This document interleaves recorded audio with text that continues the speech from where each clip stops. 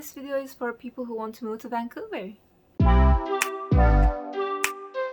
I know moving to a new city can be very overwhelming, so I compiled a bunch of very important things you should know before coming to Vancouver, so your life is a little bit easier. Some topics can be a little bit heavy, but it's totally worth it. In the end, you'll thank me. Let's go. A little context about myself is that I'm from Turkey, and in Turkey we learn about Turkish history, what happened in Turkey, and I had zero idea about Canada. So I thought back then that Canada is an old established country with smart, educated white people live. Yep. Now I know it is a little bit different. No hate to Canadians. Don't come at me. The number one advice I can give you is to research the land before you come to Vancouver.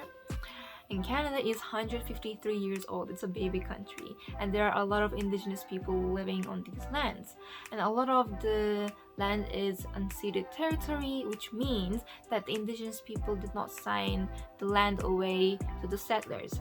So as an immigrant, where do you lie in this equation? I myself, I'm still learning as well, so I'm not really qualified to talk more about this topic. I'll be linking some sources down below so you can research and do some self-reflection on this complicated topic. Something that's becoming widely practiced in Vancouver is to know the name of the indigenous territory that you're living in, and to use the correct terms when you're referring to indigenous peoples. The people in Vancouver are really nice, and I thought 90% of the people would be white because of all the TV shows and films I've been watching growing up, but no. Actually, I would say 60% or even more of the people are Asian. Japanese, Chinese, Korean, Taiwanese, and Indian. Yes, and the rest are maybe white or white passing. So that was a little bit of a culture shock. I was not expecting that, and because I don't know the history of Canada, right? So of course I was surprised. As I said, people in Vancouver are super nice, and that's great when you want to get through the day as fast as possible, especially if it's a shitty day. But the downside to it is that you might develop a fear of offending someone. That was the case with me. I'm from Turkey, so we just go off and zero filter, just say whatever comes to our minds. But here I had to put a filter on. I had to dial back, and I'm definitely right now a little bit afraid. No, I am afraid of offending someone.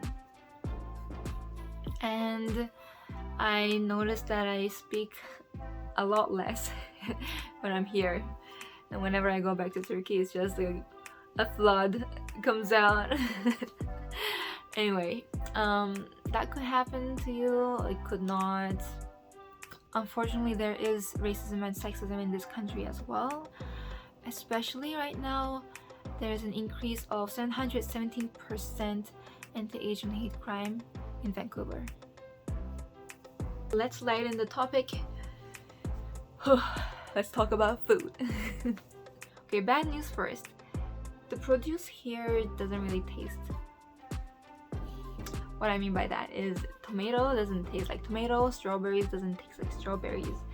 I don't know how to explain it, but I just don't know why it doesn't taste like it should be. It tastes like water. Good news is there's a lot of cuisines in Vancouver, a lot of restaurants, cuisines of of course, Japanese, Cantonese, Ethiopian, Ukrainian, Russian, just like a lot of cuisine. So good. Anyway, getting carried away. Now on to housing. If you're a university student, I actually suggest you to rent a room at a share house instead of a university resident. It's way cheaper, and you'll probably share the bathroom with less people. I actually suggest you to find a share house near the university because a lot of university students will already be in that house, and you will still get that living together with the university college experience. I don't know. So you will have that, don't worry. But if you want to go to the university residence, do it. Have fun. Just live your life. Aside from that, rent is really expensive in Vancouver. It's $2,000 a month minimum, unless it's a very old building. Then it's probably like still 1800 or something. But yeah, it's very expensive. I would suggest you find a very close friend in university so you can live together in one of those apartments. It's actually very worth it. Okay, I'm back. We were just celebrating Chinese New Year's, and I have one more section to go over really quick, which is fun activities. And here you can do a lot of mountain skiing, there's hiking, swimming, skating, whale watching, biking. And the thing about skiing though, this is for my European friends, is skiing here is very, very expensive. The best mountain here is more expensive than the best mountain ski resort in Europe. And honestly, here it's not that good, to be honest. But that's the only downside. Another downside actually for me that is there is no nightlife here. Zero. I'm sorry, everybody's sleeping. There's no nightlife here. Everything closes probably around like 8 p.m. and just only clubs and bars are open until maybe 2 a.m. if you're lucky, maybe. And yeah, so everything just closes super early, which is kind of to the people who love partying, who love nightlife, who love going out for late night food. It's not a thing here. Yeah. But yeah, that's about it for today.